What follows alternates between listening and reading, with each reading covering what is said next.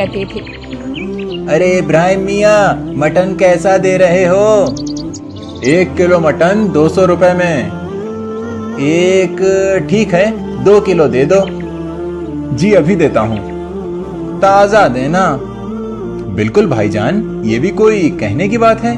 इस तरह से इब्राहिम रोज मटन बेचा करता। इसी तरह एक दिन पास ही के गांव का बकरियों का व्यापारी अब उसके घर आता है।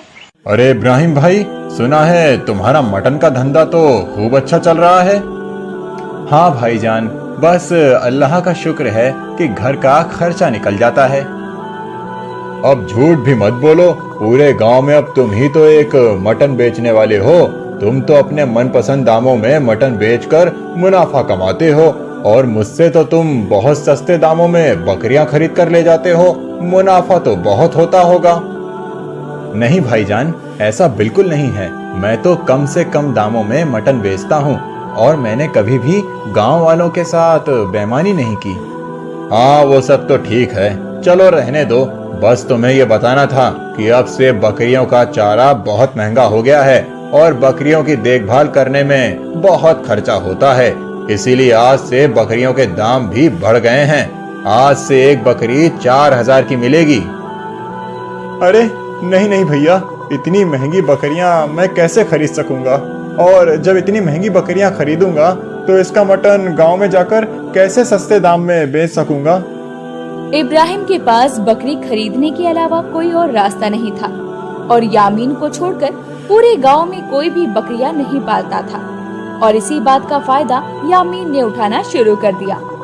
ठीक है भैया, आज तो मैं सिर्फ एक ही बकरी ले जा सकूंगा। पहले की तरह 1000 रुपए की देते तो मैं 4 बकरियां ले जा सकता था। अरे भाई, ऐसी कोई बात नहीं है। अगर तुम्हें महंगी लग रही है तो जाओ किसी और दुकान से ले लो।